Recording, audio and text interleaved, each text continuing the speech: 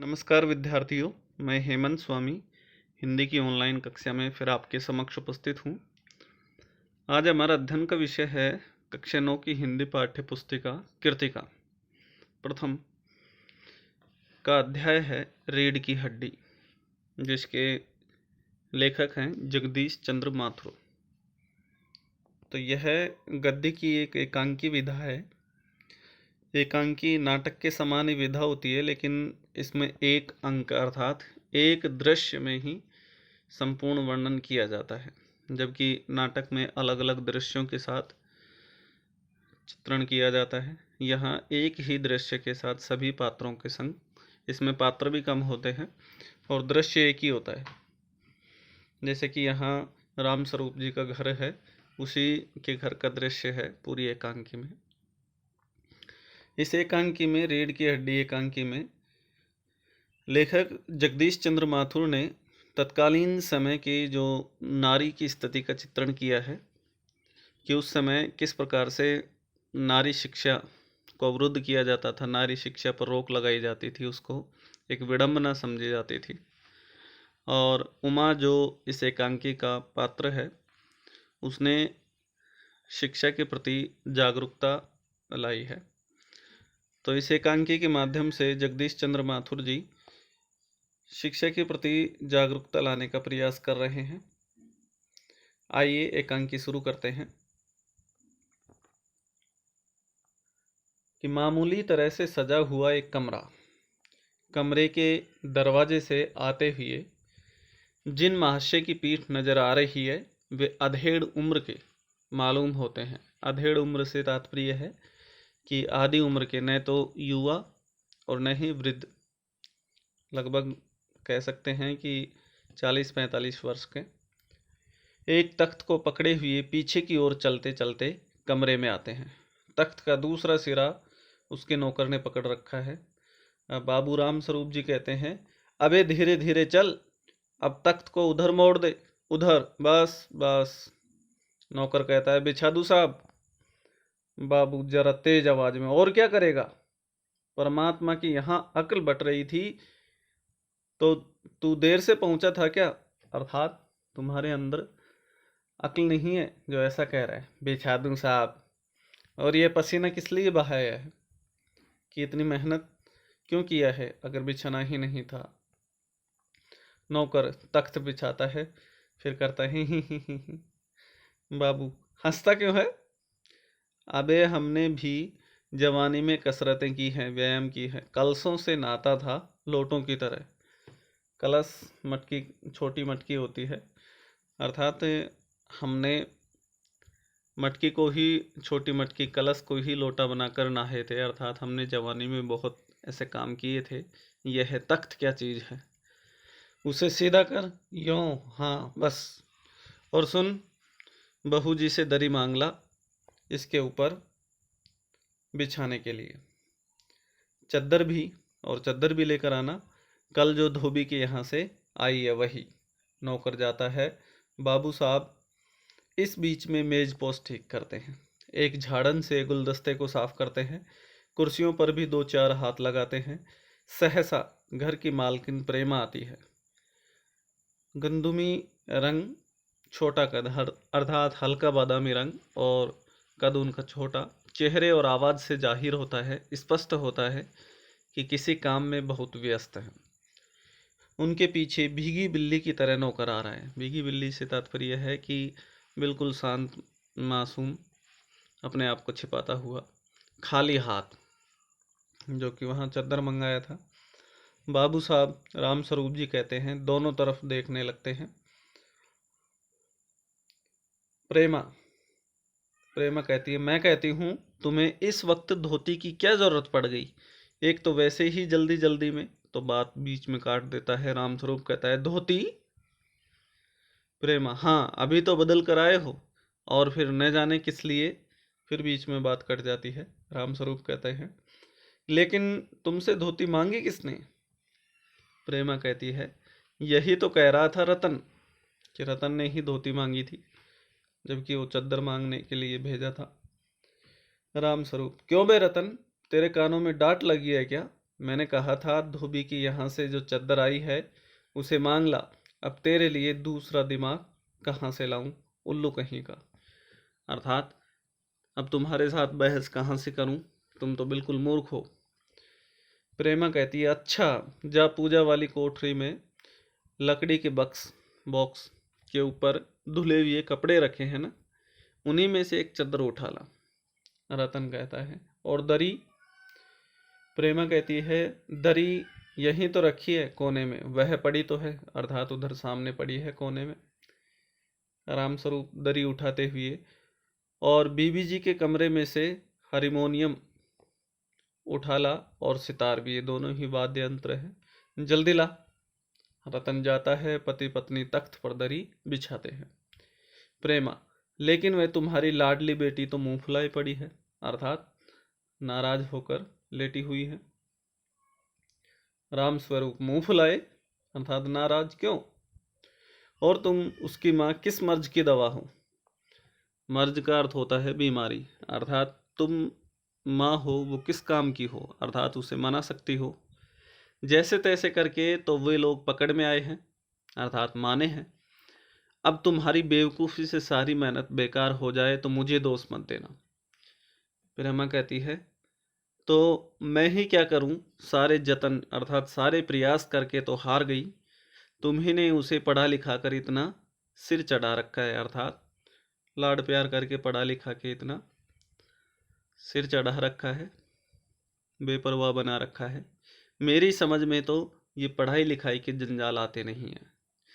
अपना ज़माना अच्छा था, आ ई अर्थात वर्णमाला पढ़ ली, गिनती सीख ली, और अधिक किसी को पढ़ना हुआ तो स्त्री सुबोधनी पढ़ ली। स्त्री सुबोधनी जिसमें स्त्रियों के उचित व्यवहार, उनके संस्कार की शिक्षा दी जाती थी। सच पूछो तो स्त्री सुबोधनी में ऐसी ऐसी बातें लिखी जाती हैं, ऐसी बातें कि क्या तुम्हारी बीए एमए की पढ़ाई होगी, अर्थात तुम्हारी बीए एमए से भी अच्छी संस्कार युक्त नीति से संबंधित उसमें शिक्षा दी जाती थी। और आजकल के तो लक्षण अर्थात लक्षण ही अनोखे हैं, बिल्कुल अलग हैं। रामस्वरूप ग्रामोफोन बाजा होता है ना, तो ये ग्रामोफोन जो होता है एक वाद्य यंत्र होता है जो पहले चलता था। वर्तमान में जो सीडी डीवीडी चलती है इसी की भांति होता था, लेकिन वो थोड़ा बड़ा होता था। प्रेमा क्यों, जब अभी ये उपहास के रूप में कहा है कि ग्रामोफोन बाजा होता है ना, तब प्रेमा ने पूछा क्यों। रामस्वरूप दो तरह का होता है, एक तो आदमी का बनाया हुआ, उसे एक बार चलाकर जब चाहे तब रोक लो, और दूसरा परमात्मा का बनाया हुआ, रिकॉर्ड एक बार चढ़ा तो रुकने का नाम नहीं। तो ये व्यंग किया गया है रामस्वरूप जी के द्वारा महिलाओं पर, अर्थात महिलाएं एक बार बोलना शुरू कर देती हैं तो चुप होने का नाम नहीं लेती। प्रेमा कहती हटो भी, तुम्हें ठिठोली अर्थात मजाक ही सूझती रहती है। यह तो होता नहीं कि उस अपनी उमा को राह पर लाते, अर्थात उसे समझा देते। अब देर ही कितनी रही है उन लोगों के आने की। तो ये जो चर्चा की जा रही है, ये उमा को देखने के लिए लड़के वाले आ रहे हैं, तो उसी सब की तैयारी की जा रही है उनके स्वागत की। रामस्वरूप तो क्या हुआ, अर्थात तो हुआ क्या। प्रेमा तुम्ही ने तो कहा था जरा ठीक ठाक करके नीचे लाना, अर्थात उसको अच्छे कपड़े और श्रृंगार करके नीचे ले आना। आजकल तो लड़कियां कितनी ही सुंदर हो, बिना टीम टाम के भला कौन पूछता है, अर्थात बिना सौंदर्य प्रसाधन किए श्रृंगार किए कोई नहीं पूछता है, चाहे लड़की वास्तविक रूप में कितनी ही सुंदर हो। इसी मारे मैंने तो पाउडर वाउडर उसके सामने रखा था, पाउडर और उस जो भी सौंदर्य प्रसाधन की सामग्री थी वो उसके सामने रख दी थी, पर उसे तो इन चीज़ों से न जाने किस जन्म की नफरत है। मेरा कहना था कि आंचल में मुंह लपेट कर लेट गई, कि जैसे ही मैंने कहा कि इन चीज़ों से तुम्हारी पता नहीं किस जन्म की नफरत है, तुम पता नहीं क्यों उपयोग में नहीं लेती हो, ऐसा कहते ही वो अपने आंचल में मुंह लपेट कर लेट गई। भाई मैं बाज आई तुम्हारी इस लड़की से, अर्थात मैं तुम्हारी इस लड़की से उब गई हूँ, परेशान हो गई हूँ। उमा के लिए कहा गया है। राम स्वरूप कहते हैं, न जाने कैसा इसका दिमाग है, वरना आजकल की लड़कियों के सहारे तो पाउडर का कारोबार चलता है। तो इस पंक्ति से स्पष्ट होता है कि यह जो लड़की है ये अन्य लड़कियों से बिल्कुल भिन्न है, जबकि वर्तमान की जो लड़कियां हैं वो तो अधिकांश लड़कियां क्रीम पाउडर का प्रयोग करती हैं और इसी के सहारे इनका सौंदर्य प्रसाधन का व्यापार चलता है। तो प्रेमा कहती है, अरे मैंने तो पहले ही कहा था, एंट्रेंस ही पार करा देते, लड़की अपने हाथ रहती और इतनी परेशान न उठानी पड़ती, पर तुम तो बीच में ही बात कट जाती है। प्रेमा कहती है कि मैंने पहले ही कहा था कि 12वीं पास करा दे, 11वीं 12वीं पास करा देते तो इतनी दिक्कत नहीं उठानी पड़ती जो अब ये कॉलेज में पढ़कर और इतने नखरे दिखा रही है। उनके कहने से तात्पर्य ये था। तो राम स्वरूप बीच में ही बात काट देते हैं और कहते हैं, चुप चुप, दरवाजे में झांकते हुए, तुम्हें कतई अपनी जबान पर काबू नहीं। कल ही यह बात बता दिया था कि उन सब लोगों के सामने जिक्र और ढंग से होगा, कि जब बातचीत करेंगे तो ढंग से करेंगे, मगर तुम तो अभी से सब कुछ उगले देती हो, सब कुछ बयां कर रही हो, उनके आने तक न जाने क्या हाल करोगे। तो ये इसलिए कहा गया है क्योंकि उस समय तत्कालीन समय में स्त्री को ज़्यादा शिक्षा देना उचित नहीं समझा जाता था और इसने ग्रेजुएशन किया हुआ था, जबकि इसके लिए बताया गया था कि केवल इसने मैट्रिक पास कर रखी है। यह झूठ बोले था। तो इसलिए वो राम स्वरूप जी डांट रहे हैं प्रेमा को कि कहीं उन्होंने सुन लिया तो हमारा झूठ पकड़ा जाएगा। प्रेमा कहती है, अच्छा बाबा, मैं न बोलूंगी, जैसी तुम्हारी मर्जी हो करना, बस मुझे तो मेरा काम बता दो। राम स्वरूप कहते हैं, तो उमा को जैसे हो तैयार कर लो, न सही पाउडर, कि अगर पाउडर नहीं लगाती है तो वैसे उसको तैयार कर लो, वैसे कौन बुरी है, अर्थात वैसे भी वह सुंदर ही दिखती है। पान लेकर भेज देना उसे, और उसे पान लेकर नीचे भेज देना, और नाश्ता तो तैयार है न। रत्न का आना हुआ, रत्न उनके नौकर हैं। तो रतन आ जाता है, रतन उनका नौकर है। आ गया रतन, इधर ला, इधर बाजा नीचे रख दे, चद्दर खोल, पकड़ लो जरा, पकड़ तो जरा इसे। उधर से चद्दर बिछाते हैं। प्रेमा, नाश्ता तो तैयार है, मिठाइयाँ तो वे लोग ज़्यादा खाएंगे नहीं, कुछ नमकीन चीज़ें बना दी हैं, फल रखे ही हैं, चाय तैयार है और टोस्ट भी है जो चाय के साथ खाते हैं, मगर हाँ मक्खन, मक्खन तो आया ही नहीं। रामस्वरूप कहते हैं, क्या कहा, मक्खन नहीं आया? तुम्हें भी किस वक्त याद आई है? जानती हो कि मक्खन वाले की दुकान दूर है, पर तुम्हें तो ठीक वक्त पर कोई बात सूझती ही नहीं। अब बताओ रतन, मक्खन लाए कि यहाँ काम करे? दफ्तर के चपरासी से कहा था आने के लिए, सो नखरों के मारे, तो वो नखरे के मारे नहीं आए। प्रेमा कहती है, यहाँ का काम कौन ज़्यादा है, कमरा तो सब ठीक ठाक है ही, अर्थात कमरे का काम कर ही दिया है व्यवस्थित, बाजा सितारा आ ही गया है, नाश्ता यहाँ बराबर वाले कमरे में ट्रे में रखा हुआ है, सो तुम्हें पकड़ा दूंगी, एक आध चीज़ खुद ले लेना। इतनी देर में रतन मक्खन ले ही आएगा। दो आदमी ही तो हैं, अर्थात एक तो लड़का और एक लड़के का पिता जो देखने के लिए आ रहे हैं। राम स्वरूप, हाँ, एक तो बाबू गोपाल प्रसाद और दूसरा खुद लड़का है, स्वयं लड़का है। देखो उमा से कह देना कि जरा करीने से आए, अर्थात व्यवस्थित और तरीके से आए। करीने से तात्पर्य है कि तरीके से। ये लोग जरा ऐसे ही हैं। गुस्सा तो मुझे भी बहुत आता है इनकी दकियानूसी ख्यालों पर, इनकी जो प्राचीन और रूढ़िवादी सोच विचारधारा है, मुझे इनकी विचारधारा पर गुस्सा तो आता है, लेकिन समय के अनुसार मैं क्या कर सकता हूँ। तो दकियानूसी ख्याल उसको बताए हैं जो स्त्री शिक्षा के विरुद्ध हैं।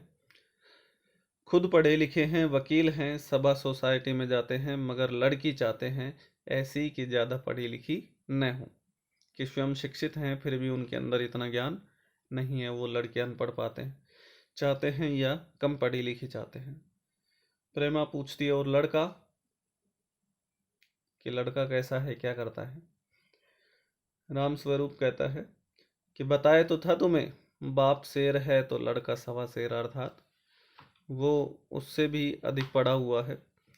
बीएससी के बाद लखनऊ में ही तो पढ़ता है, मेडिकल कॉलेज में।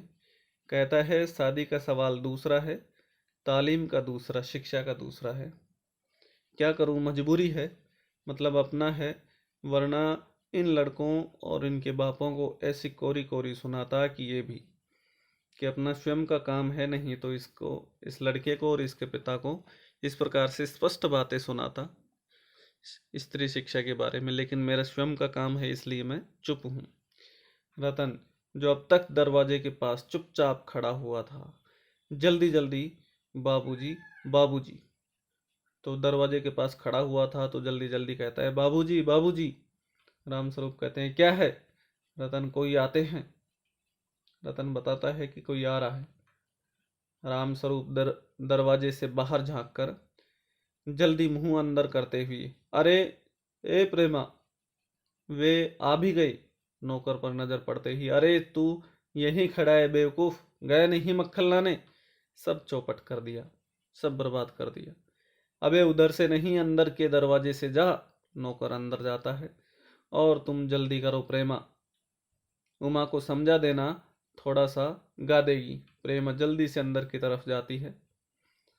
उसकी धोती जमीन पर रखे हुए बाजे से अटक जाती है। प्रेमा, यह बाजा वह नीचे ही रख गए, कमबख्त। रतन के लिए कहा है कि रतन ने इसे नीचे ही रख दिया है। राम स्वरूप, तुम जाओ, मैं रखे देता हूँ जल्दी। प्रेमा जाती है। बाबू राम स्वरूप बाजा उठाकर रखते हैं। किवाड़ों पर दस्तक होती है, दरवाजों पर दस्तक की जाती है। राम स्वरूप झूठी हंसी दिखाते हुए, आइए आइए। बाबू गोपाल प्रसाद और उनके लड़के शंकर का आगमन होता है। आंखों से लोक चतुराई टपकती है, कि उनकी आंखों से सांसारिकता की चतुराई स्पष्ट दिखाई देती है। आवाज से मालूम होता है कि काफी अनुभवी और फितरती महाशय हैं। फितरती मतलब आदतन, और अनुभवी है। उनका लड़का कुछ खींच निपोरने वाले नौजवानों में से है, कुछ बड़ाई करने वाले, बड़प्पन प्रवृत्ति का है। आवाज पतली है और खिसियाहट भरी, झुकी कमर इसकी खासियत है, अर्थात उसकी बैकबोन या रीढ़ की हड्डी में दिक्कत है, इसलिए उसकी कमर झुकी हुई है। राम स्वरूप अपने दोनों हाथ मलते हुए, इधर तशरीफ लाइए, इधर, अर्थात इधर बैठिए, इधर। बाबू गोपाल प्रसाद बैठते हैं, मगर बेंत गिर पड़ता है। उनकी जो लकड़ी होती है जिससे वो चलते हैं, वो गिर जाती है। राम स्वरूप, यह बेंत लाइए, मुझे दीजिए। कोने में रख देते हैं, सब बैठते हैं। राम स्वरूप करता है, मकान ढूंढने में तकलीफ तो नहीं हुई? गोपाल प्रसाद खकार कर, नहीं, तांगे वाला जानता था, और फिर हमें तो यहाँ आना ही था, रास्ता मिलता कैसे नहीं, कि हमें तो यहाँ उपस्थित होना ही था, और तांगे वाला रास्ता जानता था, इसलिए हम शीघ्र ही यहाँ पहुँच गए। राम स्वरूप, यह तो आपकी बड़ी मेहरबानी है, मैंने आपको तकलीफ तो दी। गोपाल प्रसाद, अरे नहीं साहब, जैसा मेरा काम वैसा आपका काम। आखिर लड़के की शादी तो करनी ही है, बल्कि यूँ कहिए कि मैंने आपके लिए खासी परेशानी कर दी है, कि मैंने आपके लिए ही परेशानी कर दी है। मैं तो लड़के का विवाह तो करूँगा ही। राम स्वरूप फिर झूठी ऐसी मुस्कुराता है, यह लीजिए, आप तो मुझे कांटों में घसीटने लगे हैं, हम तो आपके सेवक ही हैं। थोड़ी देर बाद लड़के की ओर मुखातिब होकर, लड़के की ओर मुख करके, और कहता है, और कहिए शंकर बाबू, कितने दिनों की छुट्टियां हैं? शंकर कहता है, जी कॉलेज की तो छुट्टियां नहीं है, वीकेंड में चला आया था, कि साप्ताहिक जो छुट्टियां होती है उसमें आ गया था। राम स्वरूप, आपके कोर्स खत्म होने में तो अब साल भर रहा होगा, कि पूरी डिग्री कंप्लीट होने में 1 साल बचा होगा। शंकर कहता है जी यही कोई 2 साल। साल 2 साल। राम स्वरूप साल 2 साल। शंकर है। फिर वो भी अपनी कमजोरी छिपाने का प्रयास करता है हंसी से। जी 1 आध साल का मार्जिन रखता हूँ, कि गैप रखता हूँ मैं। तो गोपाल प्रसाद उनको स्पष्ट कर देते हैं कि बात यह है साहब कि शंकर 1 साल बीमार हो गया था। क्या बताएं, इन लोगों को इसी उम्र में सारी बीमारियां सताती हैं। एक हमारा जमाना था कि स्कूल से आकर दर्जनों कचौड़ियाँ उड़ा जाते थे, खा जाते थे, मगर फिर जो खाना खाने बैठते तो वैसी की वैसी ही भूख रहती थी, अर्थात फिर खाना खा लेते थे। राम स्वरूप कचौड़ियाँ भी तो उस जमाने में पैसे की 2 आती थी। 1 पैसे की 2 कचौड़ी आती थी उस जमाने में। गोपाल प्रसाद जनाब, यह हाल था कि 4 पैसे में ढेर सी बालाई आती थी और अकेले 2 आने की हजम करने की अर्थात खाने की ताकत थी अकेले में। और अब तो बहुतेरे खेल वगैरह भी होते हैं स्कूल में कि जिससे शरीर की व्यायाम भी हो जाता है। तब न कोई वॉलीबॉल जानता था, न टेनिस, न बैडमिंटन। बस कभी हॉकी या क्रिकेट कुछ लोग खेला करते थे। मगर मजाल है कि कोई कह जाए कि ये लड़का कमज़ोर है, अर्थात कोई नहीं कह सकता था कि ये कमज़ोर है। शंकर और राम स्वरूप खीसे निपोरते हैं, अर्थात अपनी प्रशंसा करने लगते हैं, बड़ाई करने लगते हैं। राम स्वरूप जी हाँ, जी हाँ, उस जमाने की बात ही दूसरी थी। गोपाल प्रसाद कहते हैं जोशीले आवाज में, और पढ़ाई का यह हाल था कि एक बार कुर्सी पर बैठे कि 12 घंटे की सिटिंग हो गई। 12 घंटे जनाब, मैं सच कहता हूँ उस जमाने का मैट्रिक भी वह अंग्रेजी लिखता था फर्राटे की, कि आजकल के एमए भी मुकाबिला नहीं कर सकते। राम स्वरूप जी हाँ, जी हाँ, यह तो है ही, अर्थात यह बात सत्य है। गोपाल प्रसाद माफ कीजिएगा बाबू राम स्वरूप, उस जमाने की जब याद आती है अपने को जब्त करना मुश्किल हो जाता है, कि अपने आप को काबू में करना या रोक पाना मुश्किल हो जाता है। राम स्वरूप जी हाँ, वह तो रंगीन जमाना था, खुशियां भरा हुआ जमाना था, रंगीन जमाना। शंकर भी ही करता है।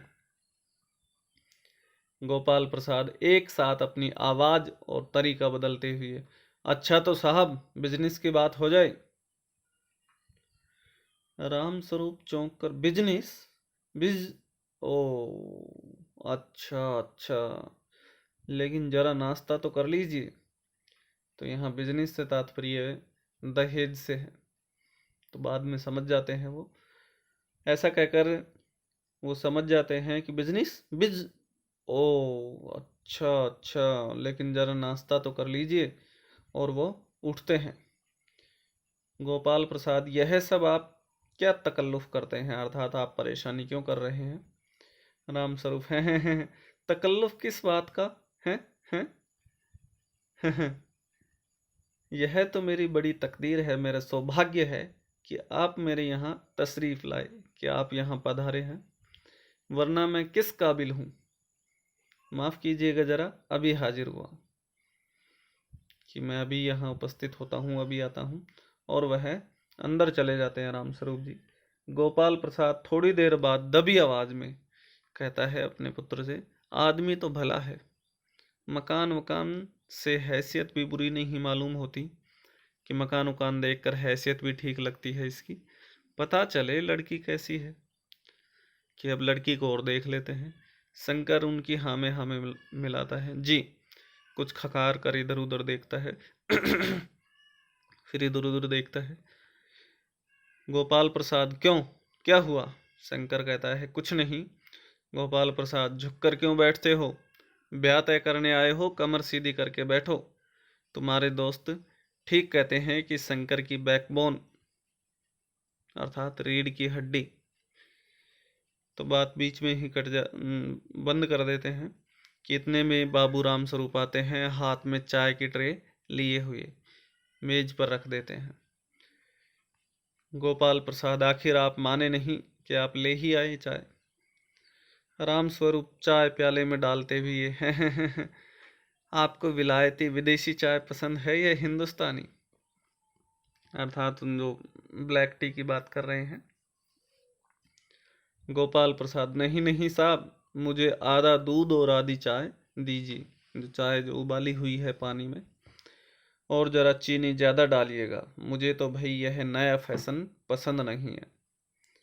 एक तो वैसे ही चाय में पानी काफ़ी होता है, और फिर चीनी भी नाम के लिए डाली जाए तो जायका अर्थात स्वाद ही क्या रह जाएगा। रामस्वरूप, हैं, कहते तो आप बिल्कुल सही हैं। तो इस प्रकार से ये आधा अध्याय हो गया है एकांकी का। वीडियो थोड़ा बड़ा हो गया है, तो इसको हम 2 पार्ट में कर लेते हैं। इसका अगला अंश आपको इसी वीडियो के डिस्क्रिप्शन में मिल जाएगा। धन्यवाद।